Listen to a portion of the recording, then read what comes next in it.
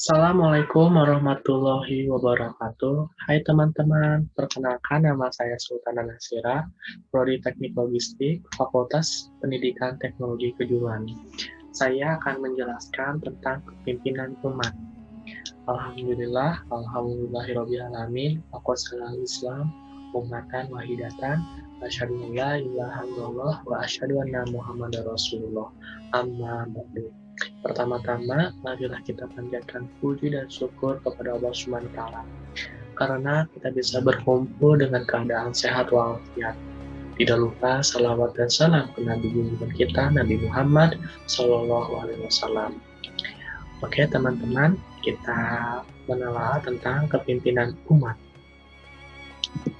Pengertian pemimpin, kepemimpinan dalam Islam dikenal dengan istilah imamah, sedangkan pemimpin disebut imam. Kedudukan seorang pemimpin dalam Islam sangatlah penting untuk menjalankan aturan Allah SWT di muka bumi. Dibutuhkan seorang pemimpin yang akan mengayomi manusia ke jalan yang benar sesuai dengan tuntunan syariat. Karakteristik dan akhlak pemimpin memiliki 16 poin. 1. Tidak taat kepada Allah SWT dan Rasulnya. 2. Beriman dan beramal sholat. 3. Melaksanakan sholat. 4. Takut kepada Allah SWT. 5. Memimpin dengan kitabullah dan sunnah Nabi Sallallahu Alaihi Wasallam. 6. Adil. 7. Memerintah kepada ketaatan dan kebaikan. 8. Amanah. 9. Benar. 10. Berilmu. 11. Tidak zalim. 12. Tidak melampaui. 13. Menyesatkan. 14. Mengutamakan agama. 15. Tidak mengutamakan dunia. 16. Tidak mementingkan sendiri. Larangan bagi pemimpin. Rasulullah SAW tidak mengangkat seorang untuk meminta-minta jabatan, bahkan melarang untuk berambisi untuk menjabat pemerintah. Dari Aisyah radhiyallahu anhu, aku mendengar Rasulullah SAW berdoa di rumahku. Katanya, wahai Allah, siapa yang memegang suatu jabatan dalam pemerintah umatku? Lalu dia mempersulit urusan untuk mempersulit ia. Dan orang yang menjabat suatu dalam pemerintah jabatan, lalu dia mempersulitkan urusan, mempersulit ia. Dan orang yang menjabat suatu jabatan dalam pemerintah umatku, lalu dia berusaha menolong mereka, maka tolonglah ia. Hadis Muslim. Muhammad SAW sebagai pemimpin sistem pendidikan holistik, hukum, dan sosial politik. 1. Living model Rasulullah. Ini salah satu faktor penting kejayaan pendidikan Rasulullah SAW adalah karena beliau menjadikan dirinya sebagai model teladan bagi umatnya. Rasul adalah Al-Quran yang hidup, the living Quran. Artinya, diri Rasulullah tercermin semua jalan Al-Quran dalam bentuk nyata. Beliau adalah pelaksana pertama semua perintah Allah dan meninggalkan semua larangannya. Oleh karena itu, para sahabat dimudahkan dalam mengamalkan ajaran Islam, yaitu meniru perilaku Rasulullah SAW. 2. Lembaga-lembaga pendidikan di masa Rasulullah SAW. 1. Dar Al-Quran. Rumah merupakan tempat pendidikan awal yang diperkenankan ketika Islam dimulai berkembang di Makkah. Rasulullah SAW menggunakan rumah Qara'an bin Qara'an di Al-Syafa sebagai tempat pertemuan pengajaran yang dengan para sahabat-sahabatnya. 2. Masjid. Fungsi masjid selain fungsi tempat ibadah, juga tempat penyebaran dakwah ilmu Islam.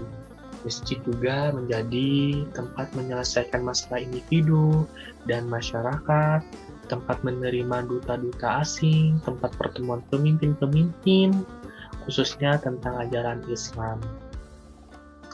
Yang C. Sufa. Al-Sufa merupakan ruang atau bangunan yang bersambung dengan masjid. Sufa dapat dilihat sebagai sebuah sekolah karena kegiatan pengajaran dan pembelajaran dilakukan secara teratur dan sistematik. Contohnya Masjid Nabawi yang mempunyai sufa yang digunakan untuk majelis ilmu. Lembaga ini juga menjadi semacam asrama bagi para sahabat-sahabat. Yang D. Kutab. Kutab didirikan oleh bangsa Arab sebelum kedatangan Islam dan bertujuan memberi pendidikan kepada anak-anak. Namun demikian, lembaga pendidikan tersebut tidak mendapatkan perhatian dari masyarakat Arab. Terbukti karena sebelum datangnya Islam, hanya 17 orang Quraisy yang tahu membaca dan menulis. Mengajar keterampilan membaca dan menulis dilakukan oleh guru-guru yang mengajar secara sukarelawan. Rasulullah SAW pernah memerintah tawanan perang Badar yang mampu baca tulis untuk mengajar 10 orang anak-anak muslim sebagai syarat membebaskan dari tawanan. 3 lembaga-lembaga pendidikan pasca Rasulullah SAW. 1. An-Nazli Ulama Islam. Tempat berbagai rumah ulama yang digunakan tempat pertemuan untuk majelis-majelis ilmu seperti rumah Ibnu Sina, Muhammad Ibnu Tahir Bahrom, dan Abu Sulyam. Di samping itu, istana khalifah turun dijadikan tempat perkembangan ilmu.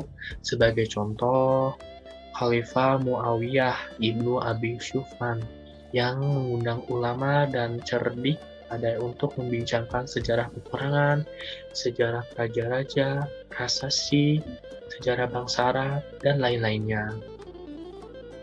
Yang kedua, perpustakaan. Perpustakaan memiliki 2, yaitu perpustakaan umum. Perpustakaan umum ialah perpustakaan yang didirikan untuk keperluan orang banyak. Perpustakaan umum pertama didirikan oleh Khalifah Harun al-Rashid di kota Baghdad dan dikenal sebagai Baitul Hikmah. Ia berfungsi sebagai gedung buku dan memuat buku-buku penulis. Penulisan dalam berbagai bahasa Yunani, Parsi, Hindu, Latin, dan sebagainya.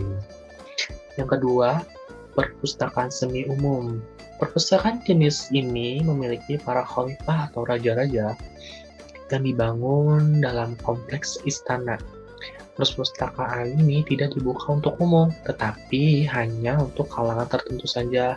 Misalnya, Kerajaan Fatimiyah mendirikan perpustakaan besar di Istana Khairan untuk menyayangi perpustakaan Khalifah Baghdad Abbasiyah. Ketiga, perpustakaan khusus. Perpustakaan ini merupakan perpustakaan pribadi yang tidak dapat digunakan oleh publik. Perpustakaan ini jenis biasanya dibangun oleh ulama di rumah. Mereka masing-masing misalnya perpustakaan hunian Ibnu Ishaq. C. Madrasah. Sekolah-sekolah atau madrasah mulai didirikan sebagai pengganti masjid yang sudah tidak dapat mumpung pembelajaran.